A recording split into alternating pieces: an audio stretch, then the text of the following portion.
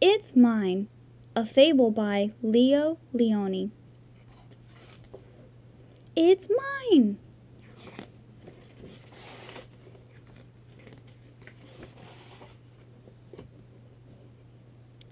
In the middle of Rainbow Pond, there was a small island.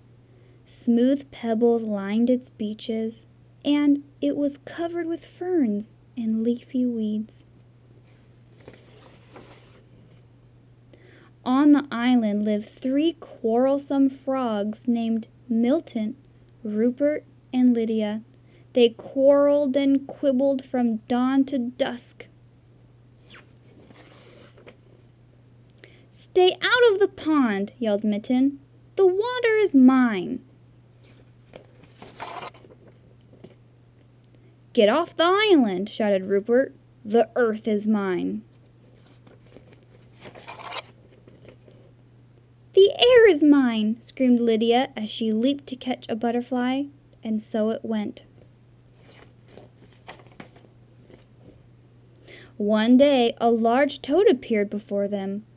"I live on the other side of the island," he said, "but I can hear you shouting, 'It's mine! It's mine! It's mine!'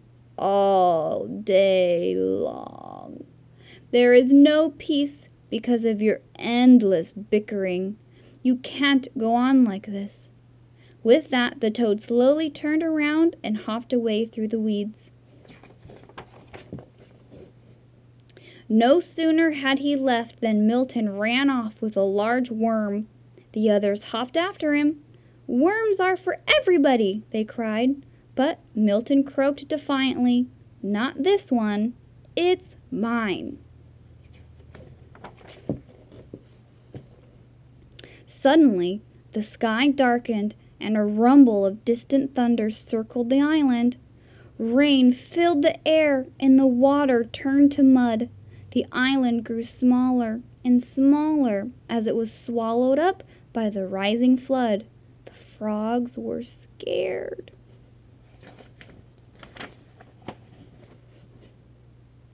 Desperately, they clung to the few slippery stones that still rose above the wild dark water, but soon these too began to disappear. There was only one rock left, and there the frogs huddled, trembling from cold and fright.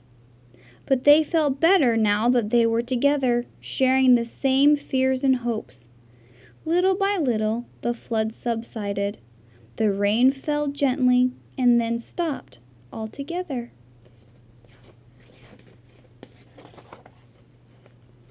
But look! The large rock that had saved them was no rock at all. "You saved us!" shouted the frogs when they recognized the toad.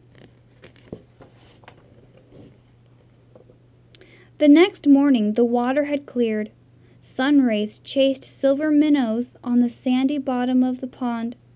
Joyfully the frogs jumped in, and side by side they swam all around the island. Together they leaped after the swarms of butterflies that filled the air. Let's count the butterflies. 1, 2, 3, 4, 5, 6, 7, 8. There are 8 butterflies. And later, when they rested in the weeds, they felt happy in a way they had never been before. "Isn't it peaceful?" said Milton. "And isn't it beautiful?" said Rupert. "And do you know what else?" said Lydia. "No, what?" the others asked. "It's ours," she said. "Look how pretty." The end.